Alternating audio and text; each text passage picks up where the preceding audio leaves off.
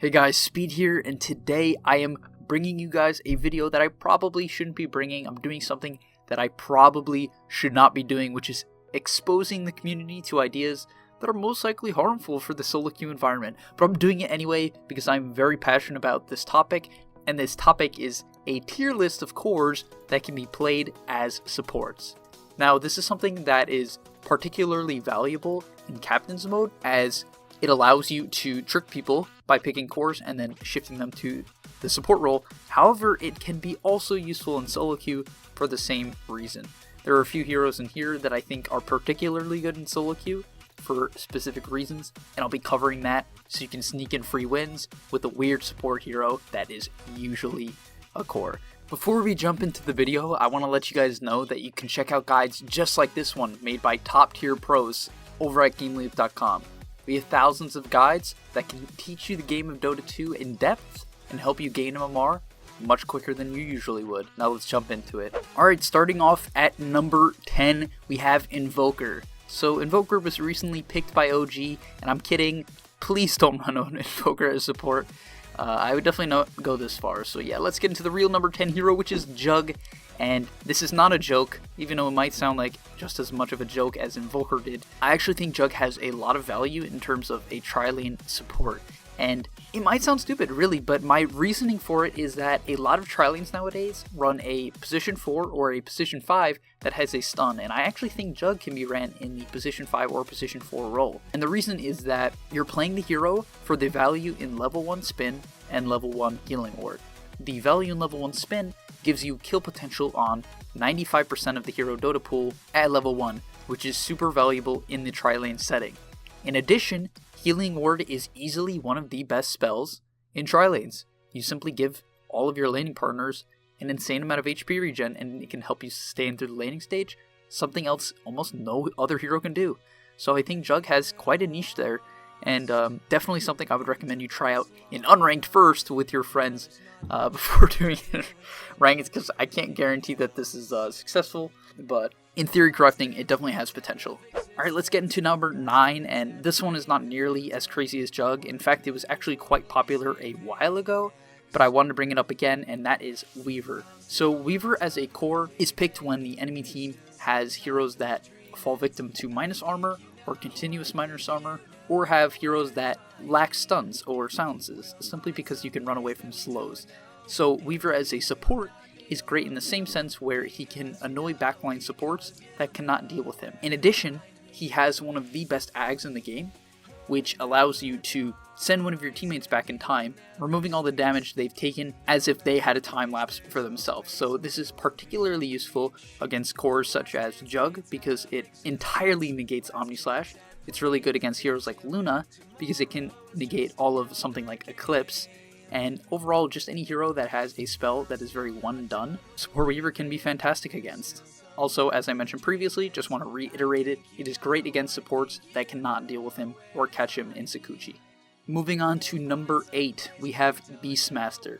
Now this one is probably one of my favorites on the list. I'm not putting it too high up because I think it actually has some of a skill cap to make it work, specifically as a position 4. However, if you are very comfortable on the hero and are able to maximize its utility, it has great value as a support because simply levels on the hero make it super strong. In addition, it is very effective in tri-lanes. It has some of the best base stats. It can buy a stout shield, has around 70 damage at level 1, and can trade with almost any hero in Dota. In addition, Inner Beast is great in tri-lanes as well.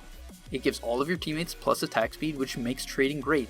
In addition, it pushes in the creep wave, which typically might be a problem if you are trying to hold lane equilibrium, but in tri-lanes it's not a big deal because then you'll have a creep advantage, making trading even more effective. Finally, what I'd like to say about Beastmaster last is that he has some of the best jungling in the game, so in solo queue, often cores will just be jungling the entire game. It's impossible to deny this, people just want to farm. So Beastmaster, as a support, is great at farming. He's great at doing that. He can also push out dangerous lanes that your cores don't want to. He can scout with the Hawk, and then use boars to safely farm. It's really great for solo queue. Next up, at number 7, we have Chaos Knight. Now, Chaos Knight has recently become one of the most popular cores in Dota, especially at the high tier levels, simply for his ability to sustain the lane with his crit and become a menace in the mid to late game, as he will most likely have a good landing stage. This landing stage, as a support, can often be reciprocated in a few ways, because your crit is still just as good at level 1 as a support, and you have a ton of utility. At maxed out, your slow is a 40% slow on a 5-second cooldown. That is absolutely incredible, as long as you can stay alive. So if you're building stat items, I would definitely try to recommend playing this hero as a 4, because you can scale quite nicely if you're able to avoid purchasing these support items, but you have a slow and a stun, which even if you are a 5 is still very useful. Overall, if you can buy stats and get levels on this hero, you will have impact in fights and actually be able to one-shot supports. It's quite crazy. If you pick up a medallion and have treads, you can easily tear apart supports in the mid and late game. Next up, we have a very fun support, which is Pangolier. Now, this hero is also a very fun core, but the reason I want to bring it up as a support is it does very well with levels, right? It's a hero that naturally doesn't necessarily need items to have impact. However, position 4, if you are a greedy position 4 player, even position 5 player, you can get farm, you can get a javelin, and even if you don't have a javelin, your ultimate will always have value. It's one of the highest potential value spells in Dota 2. Obviously it's hit or miss, quite literally it's hit or miss. So if you get good at the hero, it can be very, very nice as a niche pick, as you can bait the enemy team to maybe pick something weird like a Bloodseeker, which isn't necessarily a good Dota hero, but they might think it's a Pangolier counter. I've actually seen this in my pubs, and for that, I think the hero definitely has a nice niche if you have strong lanes. That's where I would say you need to be careful. This hero provides very, very little in the laning stage, so if you can pair it up with something maybe like an Enigma, who doesn't really care about pressuring the lane, but rather wants to drag it back, then you can probably get away with it. But in general, I would want to pick this if my lanes are weak. Next up, I think, is a hero that is underrated as a support, and in my opinion, I understand why, but I think it definitely has a nice niche that people aren't looking into, and that hero is Pugna. So Pugna as a support is nice in my opinion because it is so flexible when drafting, right? This is particularly useful in Captain's mode, simply because if you first phase this hero, if you can run it as a support, you can run it as a support, 5 or 4, you can run it as a 3, and you can run it as a mid. So you have a ton of potential with this hero, right? In terms of being able to flex it.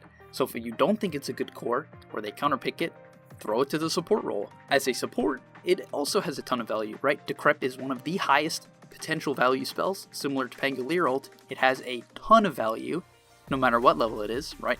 It can amp magical damage, or completely negate physical damage. In addition, Nether Ward takes nothing, right? You just have to put it down. You don't have to be alive, you don't have to position well, you just throw it down, and against certain heroes, it's gonna destroy them. And finally, your Nether Blast is just great for zoning, right? It's only 85 mana level 1, super spammable with its low cooldown, and is great at taking towers so you can pressure the map, something people usually never do in solo queue.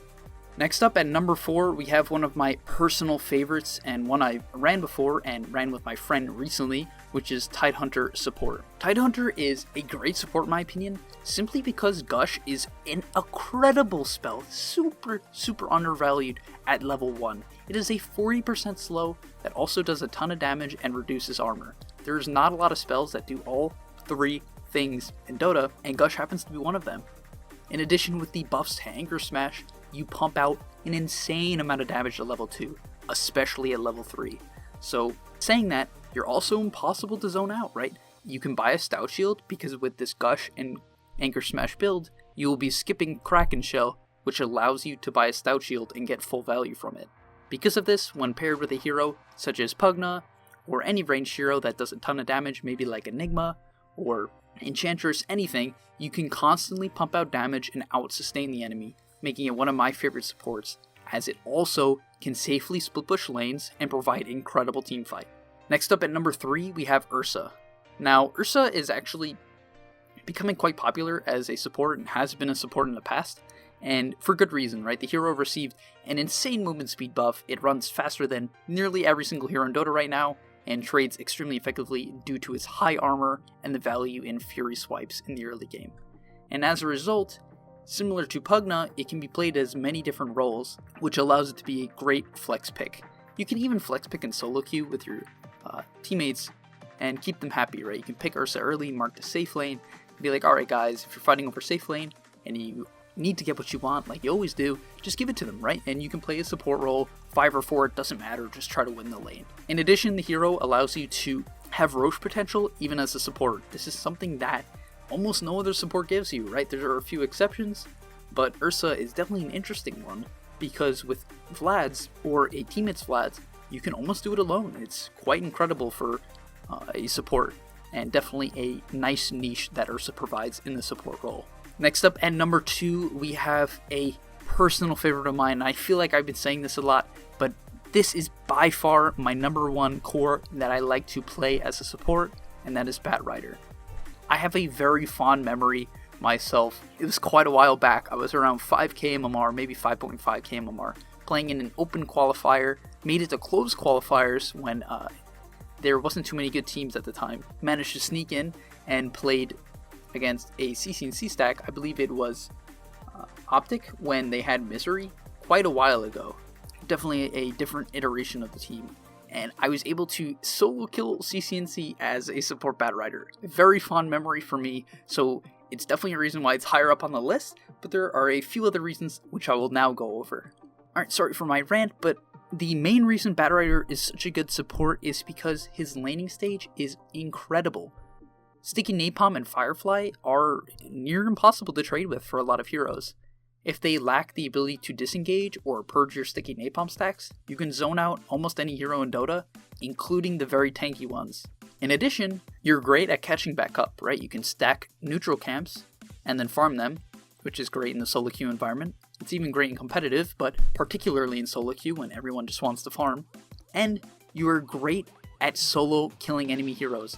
I promise you, if you practice this hero enough and learn its limitations, you can get to the point where you're solo killing cores. I have a memory in my mind when I was against an Alchemist, and I was able to solo kill a Radiance Alchemist simply because I got 7 stacks of Sticky Napalm and he completely disregarded me. Of course, this was previous to when Chemical Rage purges, so it wouldn't probably happen in this patch, but the point is, if you learn your limits, you can make pretty insane plays. In addition, finally off, you have Blink Dagger on Batrider, which just gives you a really nice initiation tool to catch pesky heroes that often hide in backlines. And finally, we have at number 1, a very, very good core that I never thought would become a support, but has recently become very popular as so, which is Luna. Lunar Blessing has quickly risen to be one of the most respected spells in all of Dota, simply because its potential at all stages of the game. At level 1, it makes strength heroes have 120 more HP. Pretty insane. In addition, it makes all the heroes in your lane do 6 more damage and be a lot more threatening. As a core, it's very scary for the same reasons, but as a support, you don't have to take farm. Lucent Beam is still a great nuke. Eclipse is a great, amazing teamfight spell, and you have a pretty good laning stage. This hero, particular in tri-lanes, is, as I talked about, one of the best heroes. Paired with a stun, it's near impossible to trade, it feels, simply because of the raw stats that she gives you. When maxed out, Lunar Blessing also gives you 800 night vision. This is amazing for making ganks in the nighttime. You can simply see further than everyone else unless they have like a Night Stalker.